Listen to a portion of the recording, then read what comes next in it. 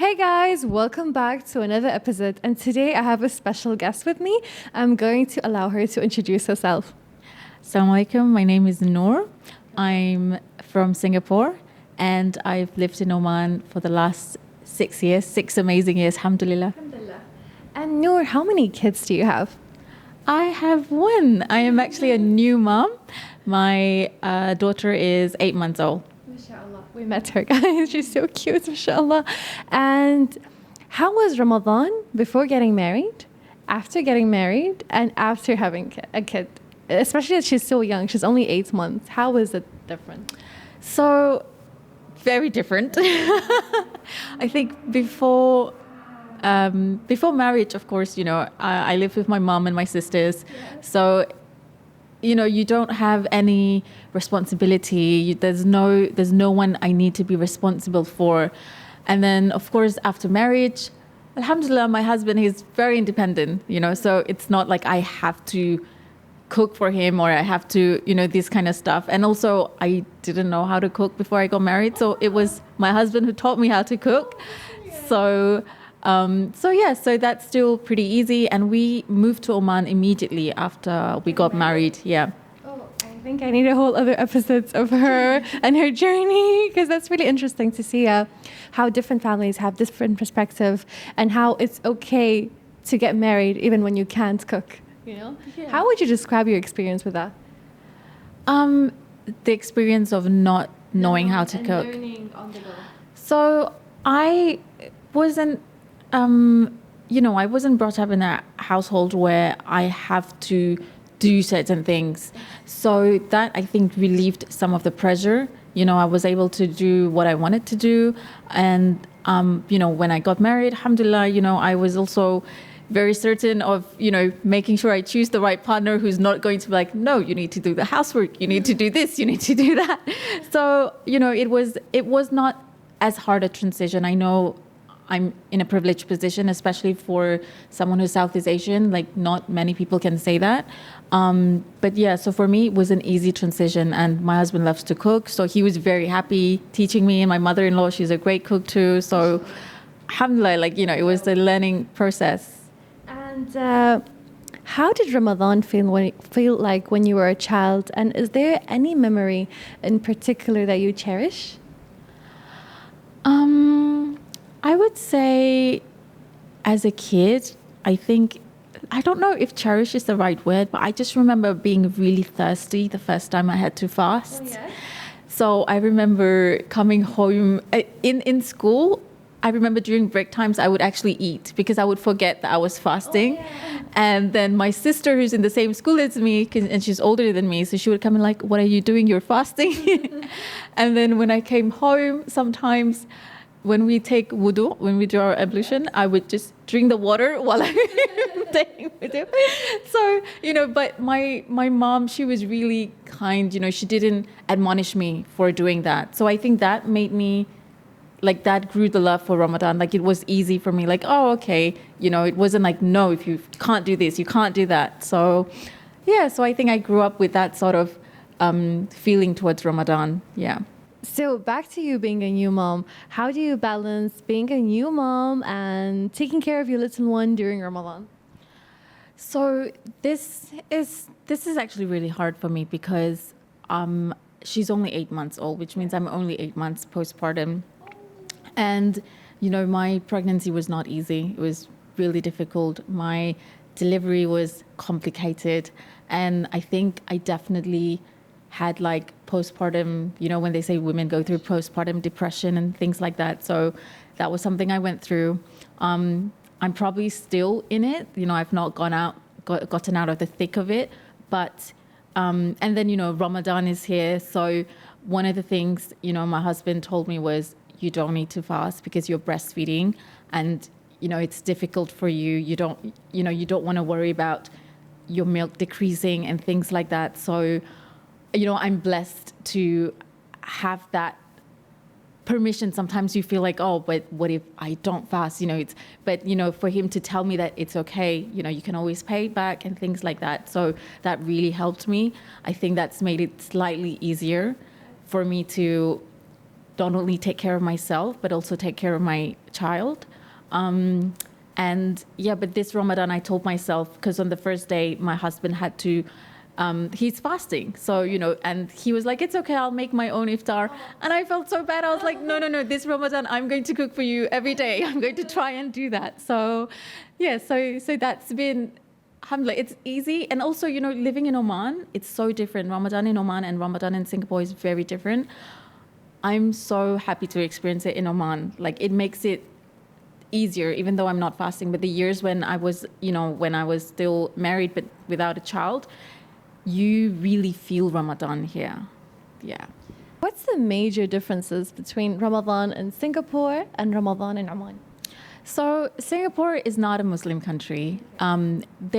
You do still, like, the Muslims have a lot of freedom and stuff like that as well, because you have halal establishments, like restaurants you can go out to eat at and things like that.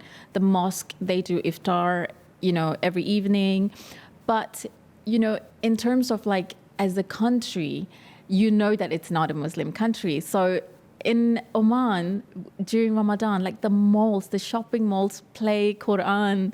That is so nice, like, you get the feeling. And then even though not everyone is practicing Ramadan, because there's people of different religions here, but people respect the culture. So there's no eating or drinking in public.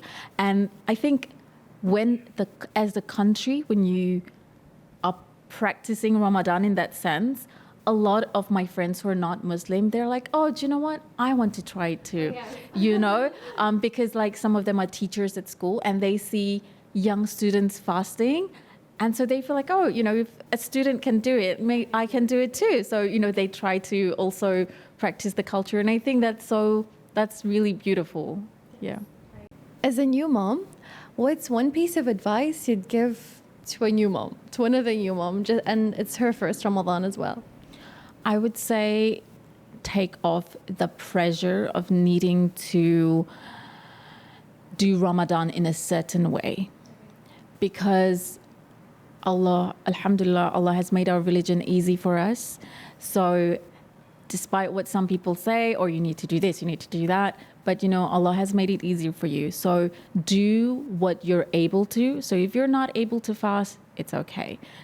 Don't put that pressure that you need to do certain things. And just, whatever you can do, just enjoy it as much as possible. Yeah.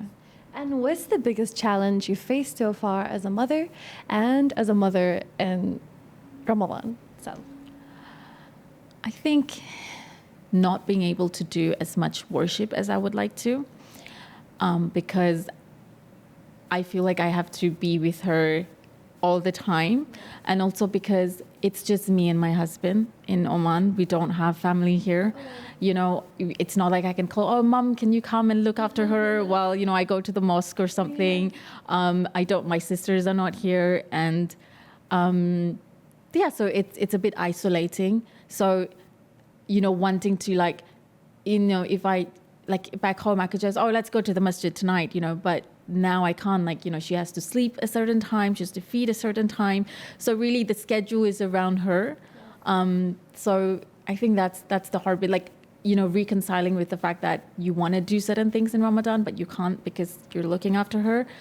But I think what consoles me is knowing that Allah rewards you even for taking care of your child. That is also a form of ibadah, like looking after your kids, looking after your household. So yeah, inshallah. And like now you only have a daughter. Yeah. But in the future, inshallah, I'm hoping you'll have more kids. Right now, I can't even think of that because, it's still very raw. It's still very new.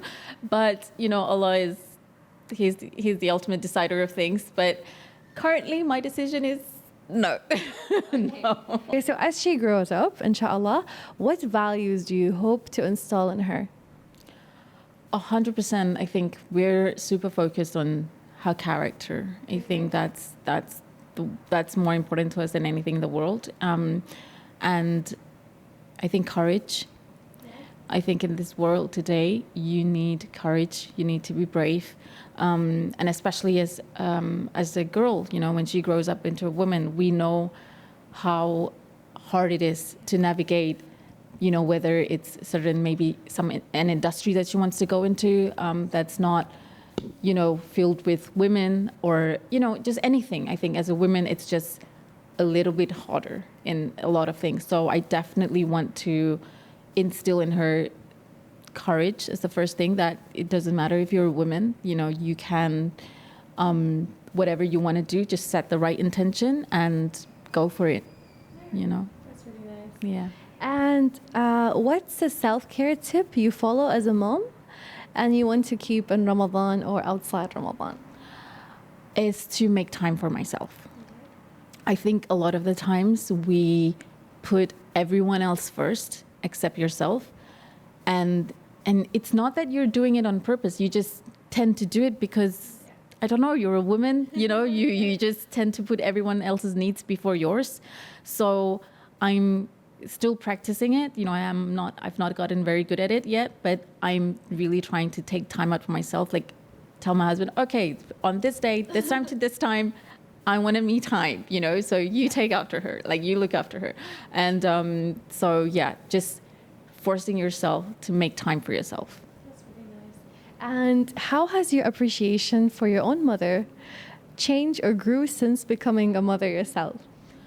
A lot. You know, mashallah, she had 4 kids and 4 daughters as well. So she really, I'm sure, went through, like, you know, she talks about all our birth stories all the time as well. So I'm just so grateful that my mom made certain decisions for us, you know, to which results in like who we are today.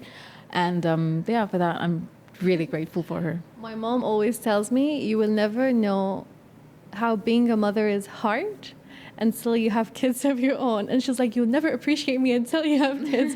Do you agree with that? I mean, I'd like to think that I appreciated her before as well, but like now I appreciate her differently, you know? Yeah. Yeah. And how is Ramadan in your home different and special? So I guess in our home, you know, the difference that's really stark is there's just people. You know, I'm surrounded by all my sisters, by my mom, by my nieces, my nephew. So iftar time is almost like a celebration because the family's coming together. And I think that's like the core of Ramadan for a lot of people. It's the coming together of families and, you know, celebrating. And that's just so different because over here, it's literally just 3 of us, you know. So, yeah. Thank you so much. Thank you.